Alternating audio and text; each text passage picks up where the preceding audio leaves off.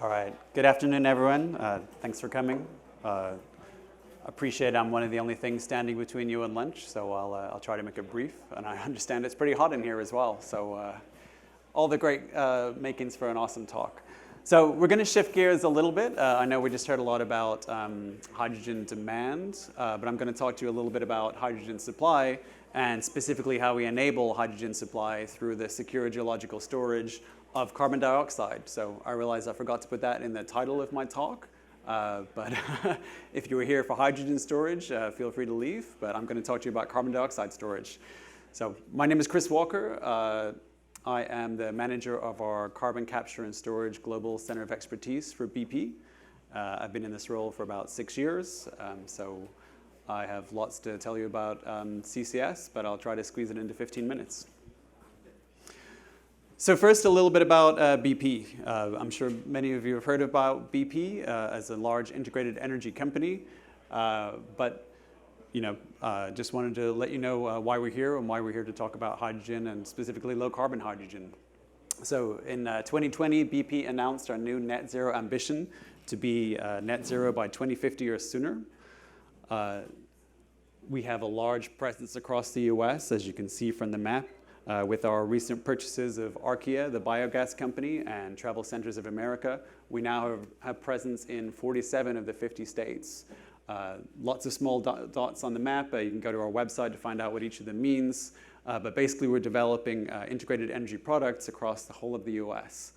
That helps to enable our strategy of becoming an integrated energy company. And we're doing that focused on 3 pillars, one of which is resilient hydrocarbons, our traditional fossil fuel-based industry.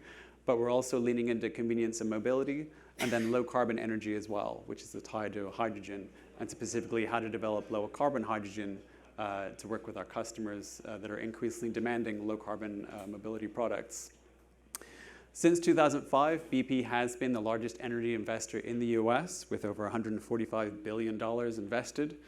And that means we support a very large presence in the US with over 30,000 employees that indirectly support over 275,000 American jobs. So as part of our new strategy, we're definitely leaning into low carbon hydrogen and developing low carbon products. And as part of that, we're developing multiple CCS projects worldwide. So carbon capture and storage is a suite of technologies that can be deployed to prevent carbon dioxide from going into the atmosphere. And we believe that that will then help to both reduce our operational emissions, so getting our own house in order first to help deliver that net zero ambition to reduce our scope 1 emissions. But it will also help us provide the clean products that our customers are demanding. So BP was the first energy company to roll out a net zero ambition that also covers our scope 3 emissions too. So helping to get to net zero on our scope 3 emissions and helping to reduce the carbon intensity of all the products that we sell by 50% by 2050. So again, we see CCS as a way of doing that. And CCS, as we're deploying it, we view as happening at a large scale. So we're focused on developing hub projects where multiple CO2 emitters can access multiple CO2 storage sites. And we believe that that helps to establish resilient value chains that have fewer points of failure and therefore more ability to deploy at scale. In the US, we're developing multiple projects, 2 that have been publicly announced, one in the Midwest and one along the Texas Gulf Coast. And as this is a Department of Energy sponsored conference, this is probably a good place to bring up the fact that we do have a Department of Energy sponsored Carbon Safe Award for our Lone Star Storage Hub. So that will help us deliver carbon storage facilities along the Texas Gulf Coast that will then help to enable low carbon hydrogen developments. That project was selected in May 2023 and was awarded to BP just before the weekend, so hot off the presses. So what is the link then between secure geologic storage and low carbon hydrogen? This slide sort of illustrates the steps that we have to go through in order to demonstrate secure geologic storage. So there's been a lot of talk this morning about the real climate benefits of hydrogen and how they can only be realized if we can actually deliver low carbon hydrogen. So especially in terms of blue hydrogen, where we're taking a natural gas molecule and splitting it into the carbon and the hydrogen. Obviously, that hydrogen does not become low carbon unless we can ensure that that carbon dioxide never makes its way back into the atmosphere. So in the US, the EPA regulates the underground injection of any fluid. It's authorized through the Safe Drinking Water Act of 1974 to implement the Underground Injection Control Program. And you might hear us talk a lot about the Class 6 element of that. So those are rules that were developed in 2010 to help describe the underground storage of carbon dioxide for permanent storage, not just for enhanced oil recovery. So that's a very extensive permitting process. It requires several milestones that you can see here in the triangles. But basically, a lot of the work that needs to be done happens up front. In that pre-construction phase, that's where we have to compile all of the information that goes into this Class 6 permit to make sure that we can guarantee that the CO2 doesn't make its way back into the atmosphere. So there's different strategies that different companies are taking in order to establish these Class 6 permits and to submit them. The permitting process itself does take a long time. We compile a lot of information, we provide that to the EPA, and then the EPA verifies that information, goes through a public comment period, issues draft permits, responds to the comments on those draft permits before finally issuing an authorization to even construct a CO2 injection well. So that process can take 1 to 5 years. After we drill our injection wells, we then collect more information. We verify that against what we said we'd find before we drilled those geologic wells. We report all that data to the EPA. They verify it against what we said before. And even that process can take another couple of years before we finally get the authorization to inject carbon dioxide. So if you think about that in terms of risk and uncertainty, if you don't have a lot of that information up front, it means that you don't really have that certainty in your investment decision until very late in the process. So what BP has done then is approach this by front-end loading the amount of data collection, ensuring that very early on we're collecting the right information to give us the certainty to make these later project investment decisions well ahead of the EPA actually issuing that authorization to inject. So we think that this early appraisal is a good distinctive strategy that BP is leaning into, and I'll tell you a little bit more about that on the next couple of slides. I probably should have mentioned that I'm a geologist by background, so this makes sense to me. If you're not a geologist, maybe this is something that you're not quite as familiar with. But I think it helps to demonstrate how we're deploying our strategy along the Gulf Coast. So in order to establish secure geologic storage facilities, we have drilled 2 appraisal wells in independent storage complexes. You can see a little sliver of that on the right. Basically, that's a lot of the geologic information that we need to understand to be able to make sure that the carbon dioxide stays underground and to meet the EPA criteria of the non-endangerment of underground sources of drinking water. So you see a schematic of what an appraisal well looks like there, going down into the earth and collecting rock information. That's drilled through a typical oil and gas rig, as you see on the right, with the light on top. And then the bit beneath that is what we call a drilling bit, and specifically that's a coring bit. So that is a tool that we can send down into the earth that actually brings back cylinders of rock to the surface. And then we can use those cylinders of rock to run through testing to make sure we understand the strength of both the reservoir and the cap rock, to make sure we understand the porosity, the permeability, and to make sure we understand everything about how the CO2 is going to behave when it's injected. The gray, green, and yellow schematic in the middle is a delight for a geoscientist. That shows all of the places where we've collected all the different kinds of data. So when we take this back to our managers and we say, hey, we need lots of money to collect lots of data, we generally get a lot of pushback. But in this case, because the EPA requirements are so strict, we had a lot of support from our management team to say, yes, go get that data early, reduce that uncertainty, and help us make these investment decisions to really deliver our strategy. So if this works, there should be a movie here that shows what we do with all of that data. There we go. So this is a simulation of what it looks like when we inject carbon dioxide underground.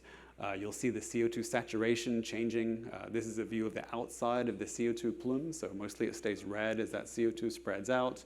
The blue lines simulate the injection wells, and you can see how we establish 20 years roughly of injection, and then when we stop injecting, the CO2 continues to move, but that's all described under the EPA Class 6 permitting process. I think I should be able to play it one more time. Maybe. Here we go.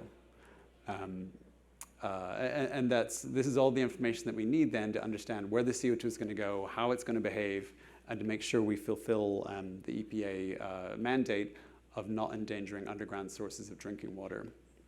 But all of this modeling takes a lot of information, and so collecting that information up front really helps us to de-risk these projects, really helps us to lean into these investment decisions, and really helps to ensure that the hydrogen and the other products that we're helping to enable starts low carbon and remains low carbon. So with that, I think I finished early, so happy to take some questions or give some time back to keep us on schedule.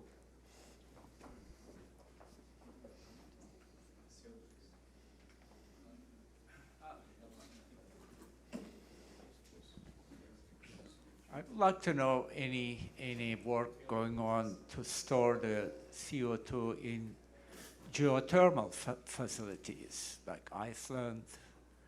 Any activities in the geothermal? Yeah, there's definitely ways that CO2 storage can be combined with other technologies, one of which is geothermal. In Iceland, I believe they do store the CO2 underground by dissolving it in water and injecting it. I think that CO2 comes from the geothermal facilities. One of the challenges is just the amount of space that you want to take up. So when you're injecting CO2, you want to take up as little space as possible. If you're then trying to dissolve that in water like they do in Iceland, it just takes up more physical space underground. The other challenge with geothermal energy then is that you have to, in order to make the best use of the heat underground, you need to bring something back to the surface. What we're looking at is pure geologic storage, making sure the CO2 stays down there. So anytime you create a leakage pathway or you're bringing something back up to the surface, you run the risk of emitting some of that CO2 and sort of eroding the benefit of your low carbon product.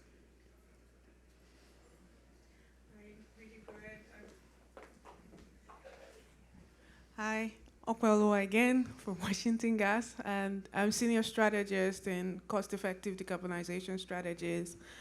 And really interested in seeing this. We'll probably talk more, but just kind of for everyone's knowledge, how many of these have been permitted and done in the US, and as well as what you're thinking the future would look like in terms of how much blue hydrogen you're going to be investing in.